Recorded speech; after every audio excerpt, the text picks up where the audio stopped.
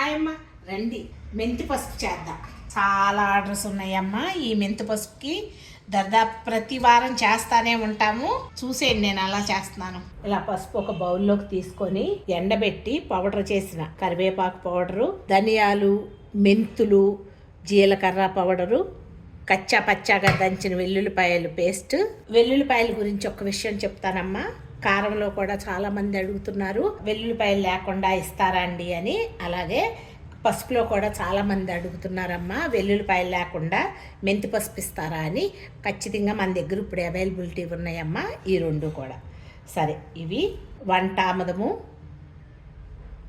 వేసి అన్నీ కలిసేటట్టుగా కలిపి ఇలా కలిపేసుకొని వెజ్ కర్రీస్లోను నాన్ వెజ్ కర్రీస్లో కూడా వేసుకోవచ్చమ్మా. అలాగే ఎవరికైనా వెల్లుల్లి ఇష్టం వెల్లుల్లి వాడిన వాళ్ళకి వేరుగా పౌడర్ తయారు చేసామమ్మా. తడి తగలని ప్లేస్లో పెడితే 1 year పాటు నిల్వ ఉంటుంది తల్లి. మెంతిపిండి ఎక్కువ వేసాం కాబట్టి 1 year పాటు నిల్వ ఉంటుంది. ఆరోగ్యానికి కూడా మంచిది. ముందర షుగర్ పేషెంట్స్ రోజువారీ మెంతులు కూరలు వేసి తినమంటే పిల్లలు తినరు.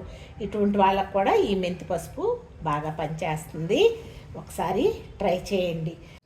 అన్ని కూరల్లో, పులుసు కూరల్లోనూ, ఇగురు కూరల్లోనూ, veg curries, non veg curries కూడా మీరు వాడుకోవచ్చు. అలాగే మీకు ఎవరికైనా వెల్లుల్లి వాడిన వాళ్ళు ఉంటే కనుక వెల్లుల్లి లేకుండా కూడా మనకి మెంతి పసుపు రెడీగా ఉందమ్మా. Thank you so much.